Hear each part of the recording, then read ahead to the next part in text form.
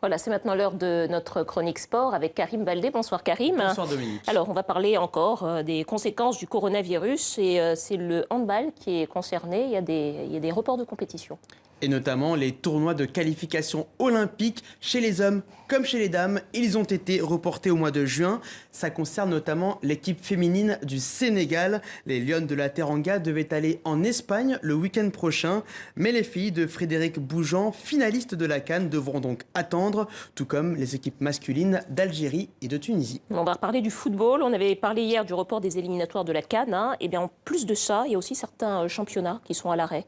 Et oui, les informations se bousculent ce soir. Dernière info en date, le Sénégal avec l'interruption, la suspension de toute activité sportive avec effet immédiat et pour un mois. C'est le cas en Égypte, en Mauritanie, également, vous le voyez, dans d'autres pays comme le Maroc, où la Botola a été mise en pause. Au Gabon, pour les 2 premières divisions, pas de match jusqu'à nouvel ordre. Et quant à la République démocratique du Congo, l'interruption court jusqu'au 13 avril.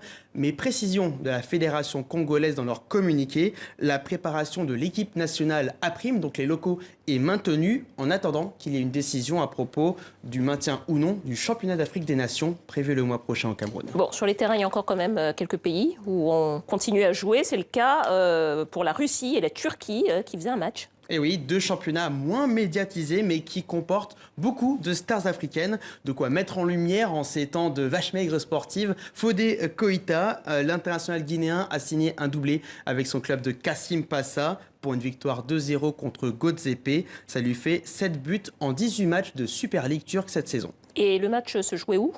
Le match se jouait en Turquie, mais à huis clos, du côté de Kassim Passa. En Turquie, à huis clos. Voilà, on va sortir un petit peu du football et on va finir avec un mot d'athlé, avec le nouveau défi de Caster Semenya. Racontez-nous. Et oui, la star sud-africaine a trouvé le moyen de contourner l'interdiction faite aux athlètes dites hyper androgènes de concourir notamment du 100 mètres et sur les distances supérieures. Pour espérer aller au JO, elle a annoncé sur Instagram hier qu'elle va changer de distance et qu'elle va se mettre sur le 200 mètres. Mon rêve a toujours et sera toujours de participer à mon sport au plus haut niveau. Voilà ce qu'elle a déclaré dans ce communiqué.